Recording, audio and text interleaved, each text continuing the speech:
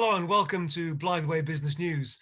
Today we're joined by Jeremy Wrathall, Chief Executive and Founder of Cornish Lithium, and Rebecca Gordon, Chief Executive of CRU's Consulting Division.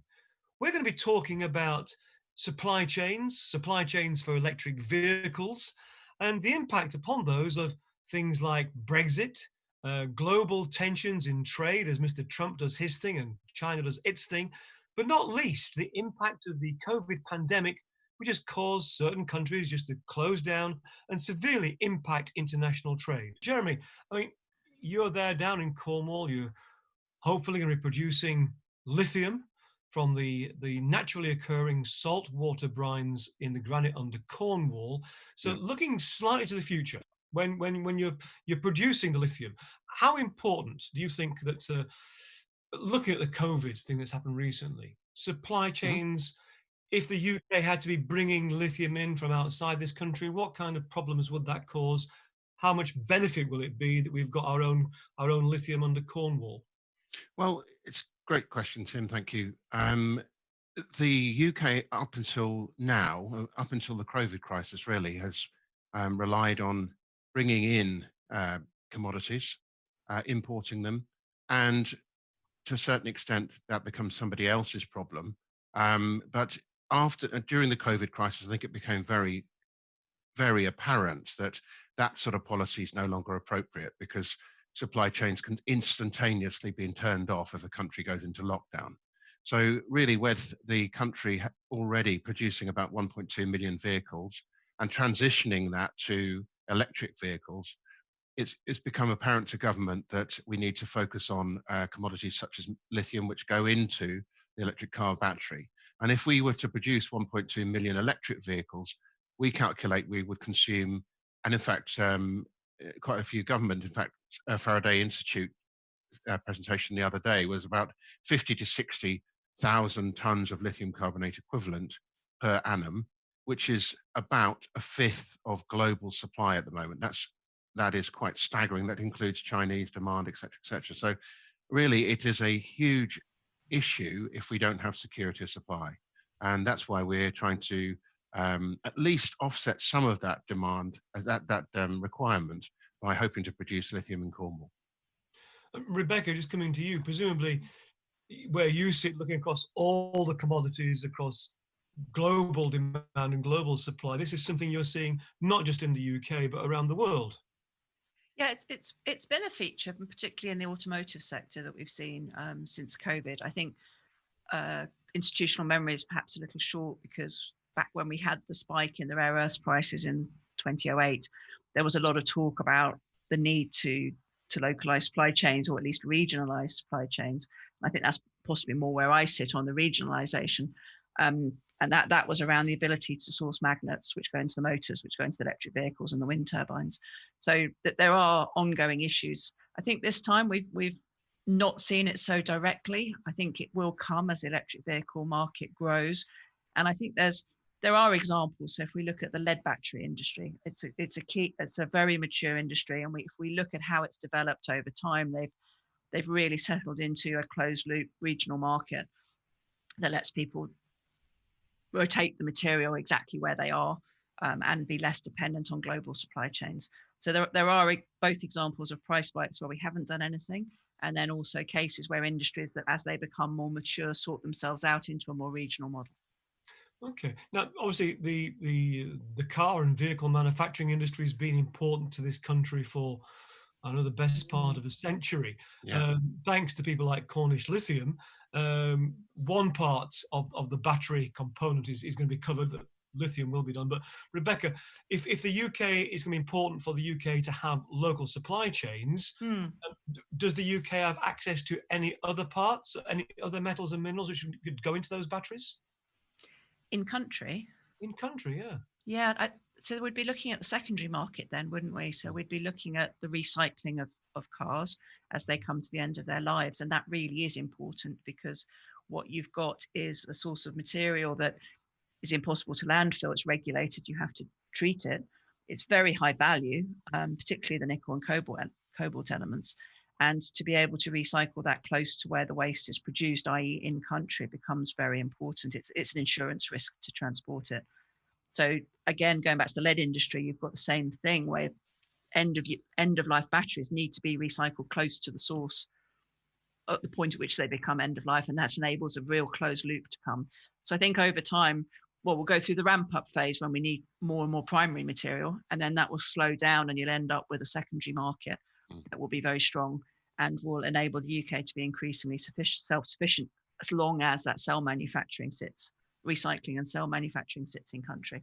Yeah. Or otherwise, if scale becomes the issue, because it's very cost competitive to be able to get down the cost of processing these materials to a level that makes the electric vehicles affordable, it might be a regional play again that you need the scale of some of the larger plants, the gigafactories, and then it's dependent on the location of those. Well, there's been lots of comment in the media in the last few weeks about Elon Musk of Tesla being in the UK and looking for one of his gigafactories around the Bristol area. Presumably, you'd like to have one, Jeremy, even further southwest. Yeah, look, we'd love a mega factory, gigafactory, whatever you want to call it, to be built in Cornwall. It's. I think the government have indicated a desire to build at least 2, possibly up to 6 mega factories. We would certainly hope that one at least would be in the West Country, and Bristol's a very good start. So we'd absolutely encourage that if it was to happen. And obviously the British Volt announcement that they're going to build a mega factory in Wales is great news. So yeah, I mean, it's interesting that we do have a large nickel and cobalt refinery in Wales already that is fully operational, and that's obviously importing raw material but producing metals that could be used in batteries. So we have some of the supply chain already, and we're hoping, as you said earlier, Tim, to produce some of the lithium and possibly other metals as well that can go into that. I mean, we, as you're probably aware, hit a very large copper discovery a couple of months ago when we were drilling for lithium. So it just reminds us what's still in the UK if you start looking. Well, Jeremy, you and I have discussed many times in recent years that Cornwall is in many ways one of the last unexplored mining frontiers and probably hasn't been properly explored for 100 years. I would say maybe not 100, but certainly 3 or 4 decades.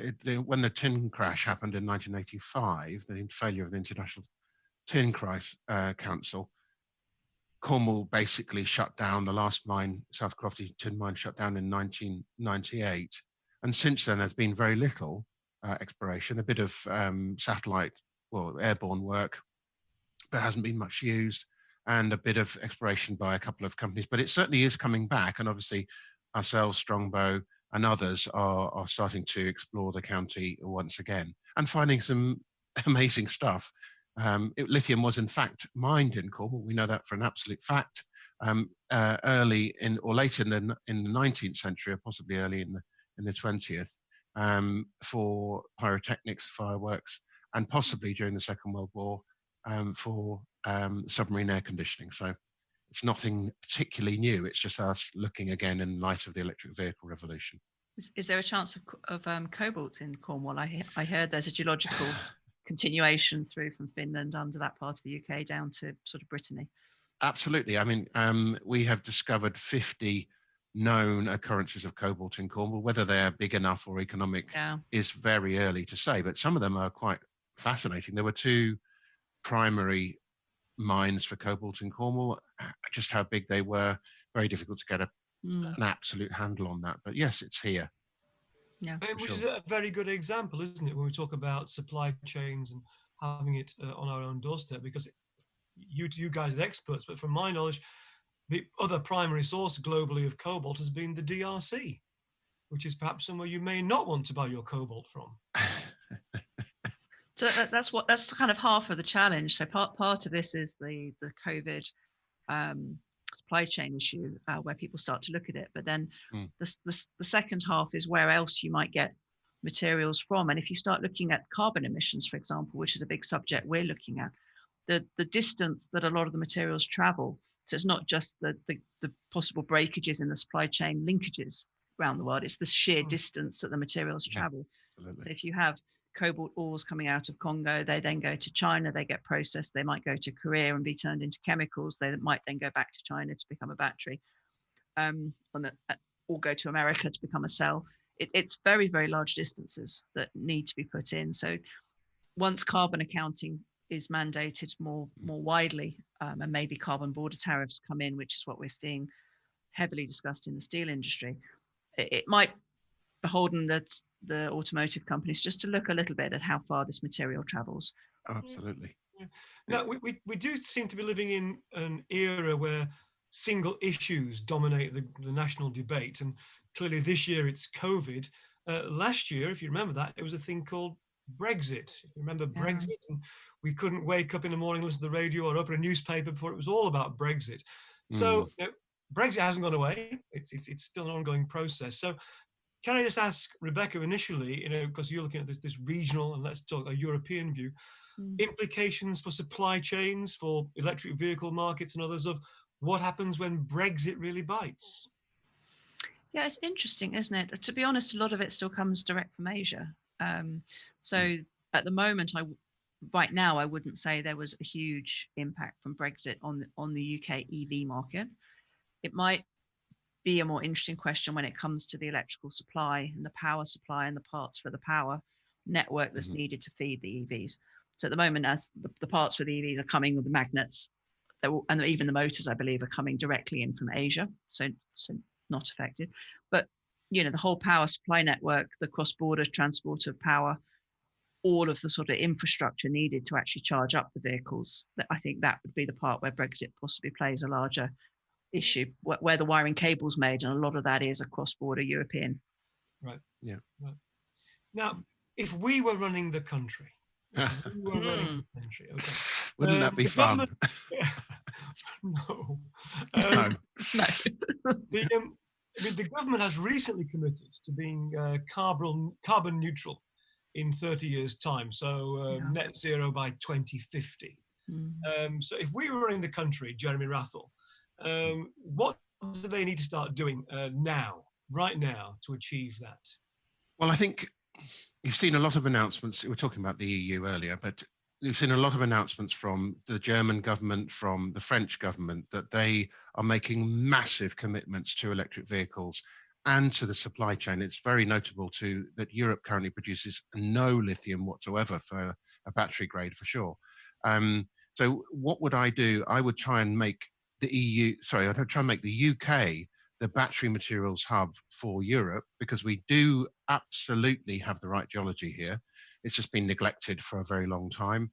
That we try and accelerate our part in the supply chain by government. It's never government's role to invest, or is it government's role to stimulate investment and potentially to invest directly? We can obviously welcome that when we participated in the Faraday Battery Challenge, which is government funded. So we're very grateful for that.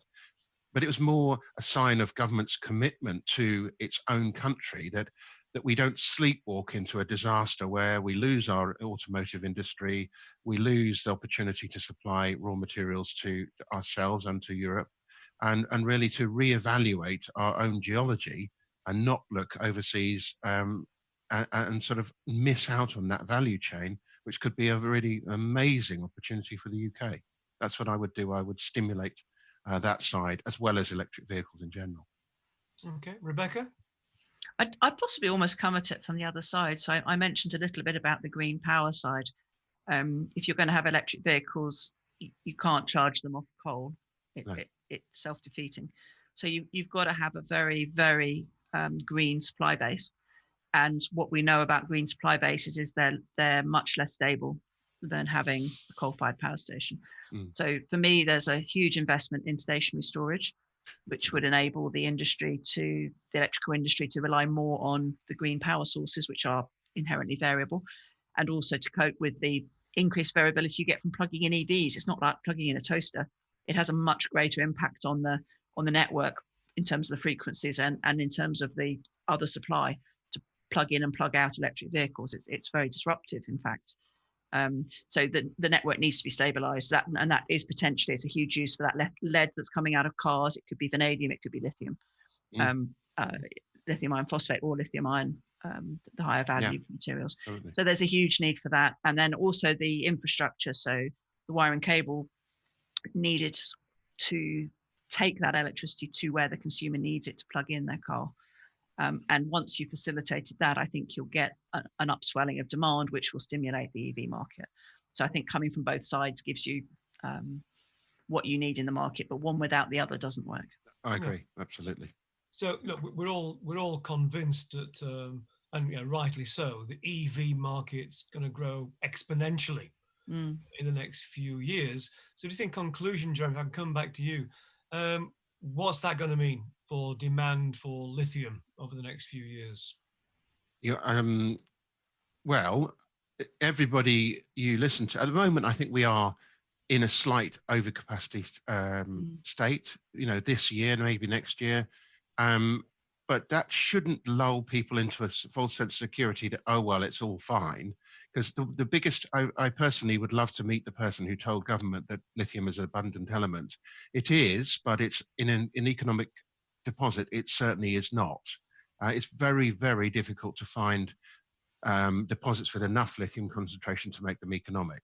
And I would really forecast that demand for lithium is going to grow almost exponentially as electric vehicles get adopted much quicker than we thought. I mean, the Tesla Model 3 was the best-selling car in the UK over the last month, followed by the Renault Zoe, which is also an electric car. So the COVID crisis made people think really carefully about the fact that we love green air. We don't want as much pollution on the roads. We're going to electric vehicles. It could happen much quicker than we thought. And there simply, in my view, isn't enough supply to cope with that right now. And unfortunately, the fall in the lithium price over recent years has disincentivized people to invest, which is precisely the wrong thing that should have happened.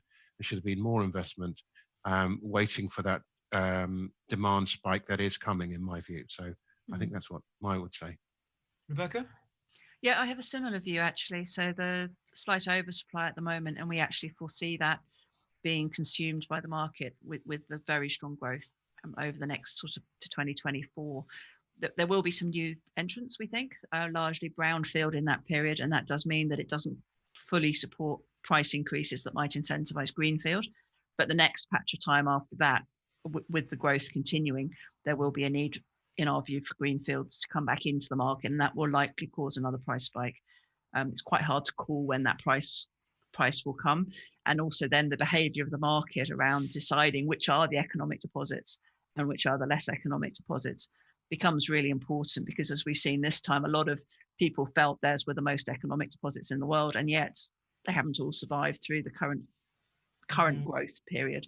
So there needs to be a little bit of industry discipline as well. But we do see prices recovering towards the end of the 2020s to incentivize that new production.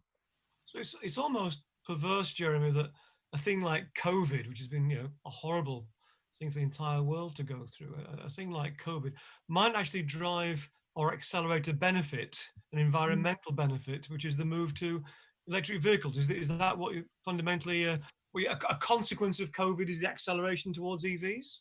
I think undoubtedly that's the case. I think that we've all been reminded that, as I listen to the planes flying over my head right now and disrupting this call, but there's been a distinct absence of them. That's terrible. Obviously, I'm not saying but it has a consequence of less air pollution. There've been less vehicles on the road, and it's reminded people that actually it's better that we don't pollute the environment. If we can invent electric planes, we can bring in more electric vehicles, we can have the benefit of travel without the damage that it causes to the environment. So yes, the COVID crisis has caused people to reevaluate many aspects of their lives, particularly the global warming, the climate change thing. And I think it's accelerated the move to electric vehicles. And that's certainly been noticed by Germany and France. And really at the moment, the UK looks like a real laggard in that respect. And I think it does need some attention from government. Well, thank you, Jeremy. Thank you, Rebecca. So there we have it. Potentially the UK very well placed to benefit from the increasing demand for electric vehicles. And if we get it right and don't lag behind the rest of Europe, this is going to be good news for jobs and industries in the UK, in Cornwall, and possibly also for Cornish Lithium. That's been Blytheweigh Business News for today. Thank you for watching.